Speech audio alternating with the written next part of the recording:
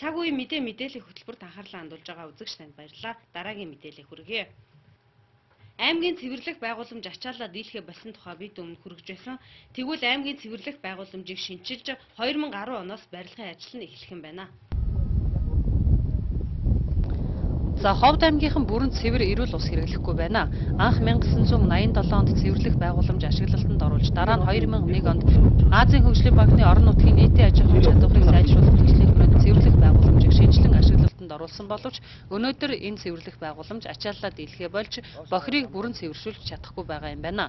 Цэвэрлэх байгууламж нь 20,000 квадрат талбайтай, хоногт 4,800-аас 5,000 куб ус цэвэршүүлэх байтал өнөөдөр өвлийн улиралд ирж байгаа бохирын дөнгөж 40, зуны улиралд 60-аас 70% л цэвэршүүлж байна гэсэн тооцоо судалгааг хариуцсан компани гаргасан байна. Яг одоо бол бүрэн цэвэрлэж чадахгүй байна гэж ойлгож болох уу? Тий, бүрэн цэвэрлэж чадахгүй байгаа. Одоо бол ирж байгаа бохир ус, гарч байгаа бохир ус цэвэрлэгээний төвшин бол нэг 40% л байгаа. Одоо өвлийн улирал ялангуяа манай Ховд аймгийн цэвэрлэх байгууламж чинь улаан уулынхаа арталт сүүдэр газар байрлагдсан. Маш хүйтэн. Одоо ингээд өнөөдөр ганцхан өнөөшин цас орол ганц орой хүүтрэхэд картнуудын дээдл бүгд мөсчөөд ингээд хөлдсөн байна. Одоо ингээд бүгд дээдл нь хөлдөөд ямар ч ууршилт байхгүй болчихж байгаа. Зун бол арай өөр, зун бол нэг 60% хүрнэ. Тэгтэл хөрсний шингэл тандцуучаас ирсэн бүрэн шингэхгүй байгаа.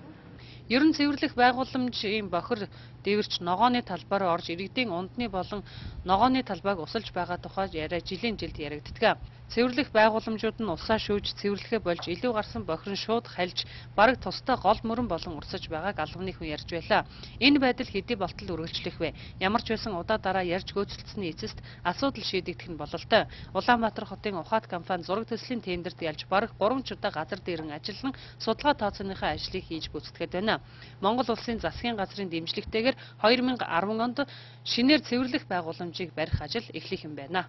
Байгууламжийн ачаалт одоо ажиллаад дийлхэ болж гадагшаа бохир ус нь хальж байна гэсэн. Тэгэхээр яг одоо холбогдох газраас энэ ачаалтыг нь сайжруулах, хүчин чадлыг нэмэгдүүлэх талаар ер нь ямар ажил хийж байна вэ? За 1987 онд Ховд аймгийн цэвэрлэх байгууламж нь Оросын технологиор 2700 м3 хоногт цэвэрлэх хүчин чадалтай бүрэн биологийн цэвэрлэх байгууламж баригдаж ашиглалтанд орсон байсан. Энэ 1990 он хүртэл ажиллаад 90 оноос одоо аймаг тэр чигээрээ тоггүй болоод энэ цэвэрлэх байгууламж хаагдсан.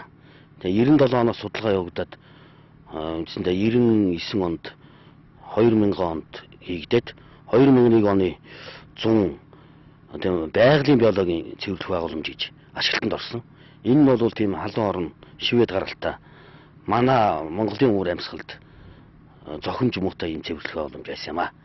Тэгээд энэ бол 20,000 м2 шүүрүүлэх талбай бүхий байгалийн биологийн цэвэрлэх байгууламж ашиглалтанд ороод эхний 3 жил бол одоо үндсэндээ ууршаад шингээд гадагшаа бохир ус илүүдэл гарахгүй болж байсан.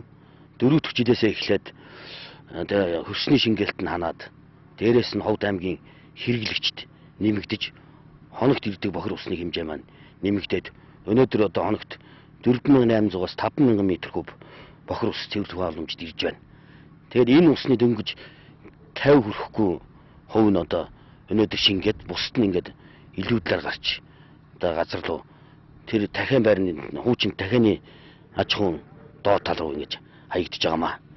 Тэгээд энэ байдаг одоо 2005 оноос хойш манай компани одоо аймаг орон нутгийн удирдлага яамаг антлаг танилцуулж удаа дараа бичиг өгч байсны хүчинд энэ онд одоо манай Ховд аймгийн цэвэрлэх байгууламж дээр онцгой анхаарал тавьж 2010 онд засгийн газрын одоо хөрөнгө оруулалтаар Ховдын цэвэрлэх байгууламжийг 6,000 м3 хүчин чадалтай бүрэн биологийн цэвэрлэх байгууламж баригдахаар зураг төслийн тендерт ярьсан компани хүмүүс өнөөдөр энд ирж үзэж хараад өөрсдийнхөө одоо хуучин ашиглах бетон хийцээ шинжилгээ аваад ингээд буцах гэж байна. Тэгээд өчигдөр бол мэрэгжлийн хяналттай албаны хүмүүс ирээд дүгнэлт гаргасан. Одоо энэ хуучин байгаа энэ дээдлийн сараалжийн барилга, захиргаа аж ахуйн барилга, холоорын барилга, зуухны барилга гэдэг хуучин цэвэрлэх байгууламжийн барилгууд нь бол байгаа. Хуучин барилгыг бол их засвар хийгээд ашиглана. Блок комплекс буюу цэвэрлэгээний хэсгийг элс баригч гэдэг ингээд цэвэрлэгээний хэсгүүдийг бол ашиглаж болохгүй юм байна. Бүрэн устгаад шинээр хоногт 6000 м куб усыг бүрэн цэвэрлэх хүчин чадал өгөх биологийн цэвэрлэх байгууламж баригдахаар ингээд болоод байна. За энэ хүү цэвэрлэх байгууламж нь баригдаж ашиглалтанд орсноор 2011 оноос эхлэн Ховд аймгийн бохир ус цэвэрлэх байгууламж хүлээн авсан бохир усаа бүрэн цэвэрлээд дээрээс нь 3 дахь цэвэрлэгээ хуучин картуудаа ашиглан 3 дахь цэвэрлэгээ хийгээд ингээд ногоон талбаар усжуулалтанд ашиглахад тэр ус нь одоо боломжтой гэж